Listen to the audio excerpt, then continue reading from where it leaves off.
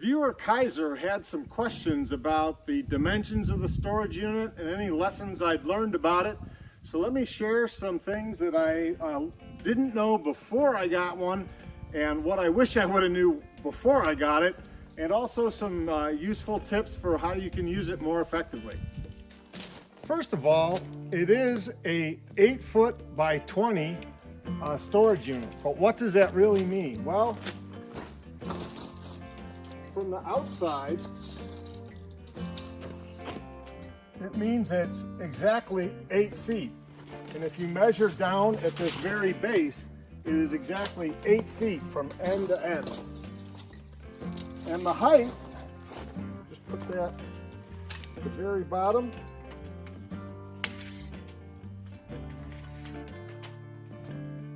The height is exactly 102 inches, maybe just a little bit less, maybe 101 3/4 tall. But that's not the usable space, so we'll get the doors open and I'll share some tips about the door. So here's a tip on the door. There's no locks on this side.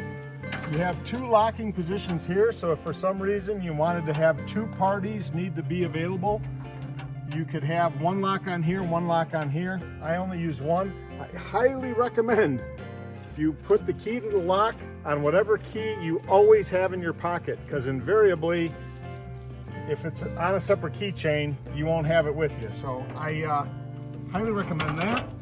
And then I put this Amazon magnet under here so that I can just hang the lock and it's always available to lock it back up. I don't have to go look for where I set the padlock down. So very handy. To unlock the door, you just flip these latches out of the way and lift both handles and turn. And it undoes the clips down at the bottom and matching clips up at the top. You can then swing the door open. And how I have it positioned, I can actually swing it all the way open and it'll stay. The first thing you should notice is that there are these big latches at the bottom, and when you're going to make your ramps to get into here, that's an important thing to be aware of. So the floor is about 5 1/4 inches off the ground. So if you were to set this on a concrete pad, this surface would be about 5 1/4 inches above that. And I didn't want to run my skid steer tracks into these, so I'll show you the ramps that I use after we open this other door.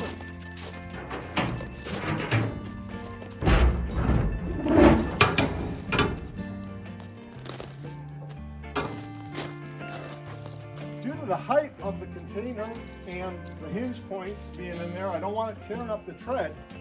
So I take a bunch of 2x12s and I created steps that the track can go up. And you can see it, I line it up with the center of the track. And yes, I have 15-inch tracks and these are only 11-inch wide boards, but the bulk of the weight is in the center of the track. They sell tracks that are only 12 inches wide, so I just figured, you know what, 2x12s is fine, 11 inches wide in reality. I got an 8x8 in front of it, protecting the pins on the container.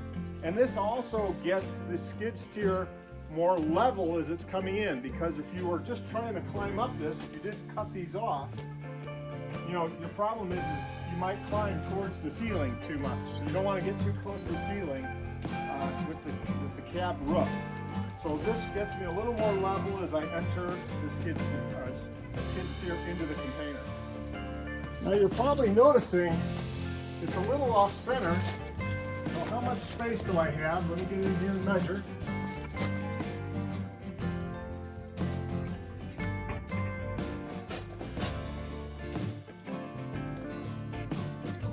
You can see that's about 9 1/2 inches from the edge of the container there, and it's about 14 inches on this side. I do pull it a little bit farther to the left so that I have a little more space to go through on this side. I could Sometimes I get more like 16 inches on this side and I cut the space down on the other side quite a bit.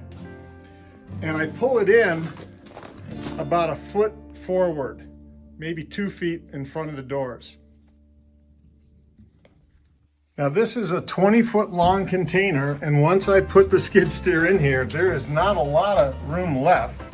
I don't store the bucket in here, although I do frequently leave on my tilt attachment, but I just barely have room for some diesel cans, some shelving. I hang a lot of things with Amazon magnets.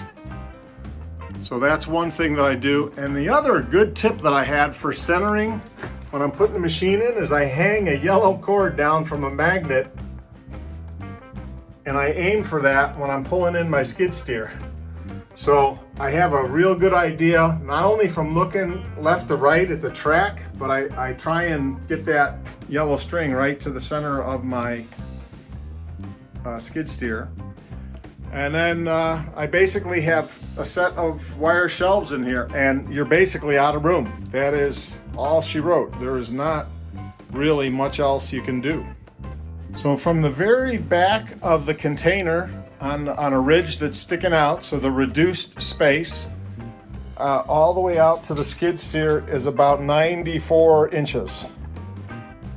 So, you know, basically you don't really, with a 20-foot container, have a ton of space left for storing things once you've got your skid steer inside. And all the stuff you see hanging in here, I'm hanging with magnets. These are really strong magnets. Some of them have 50 pounds of carrying capacity, some of them as much as 75.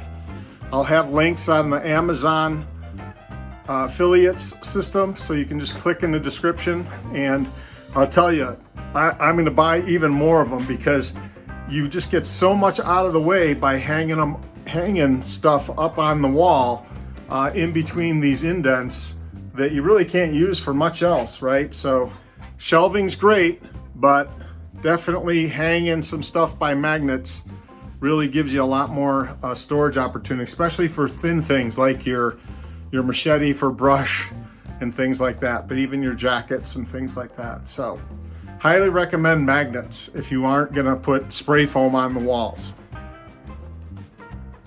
Down from the roof of the skid steer, from a lower ridge, is about 12.5 inches. So you got room for the SVL 75 in here, but you know, hanging these magnets with string on them really helps me target, and I have one at the very front right there of the container. So as I'm steering in, I try and put that at the center of the handle, and that puts me close to where I want the skid steer, you know, slightly to the left-hand side, so I got some more room to walk through. One remaining skid steer tip is make sure that your vents are opened up. Mine were taped over and painted over. I wasn't even aware at first that they were there. And what it looks like on the outside is this. So I knew there was a vent, but when I looked on the inside, it was completely covered over. So I'm in a very humid area of Tennessee. You definitely want those uncovered. And when you're locking your container up, you're watching both these top and bottom pins go in. So as you close the door, you have it kind of straight out. You make sure that both the top and bottom pins are gonna catch. And as you close it, I like to close this one a little bit more first, as it draws the door in. And then you just kind of close them simultaneously, throw it down, and then you can lock it up, and you're good to go.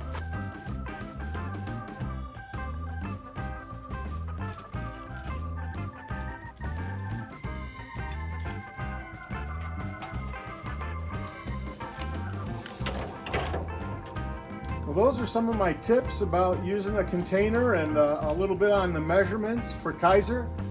If you have other questions about shipping containers that I might be able to answer, put them in the comments and I'll do my best to answer them. As always, if you're not a subscriber already, please subscribe. It really helps small channels like mine finally get over the subscriber threshold to get monetized. It's really just a hobby, but it'd be nice to get a little monetary incentive. Have a great day. Thanks for watching. Till next time.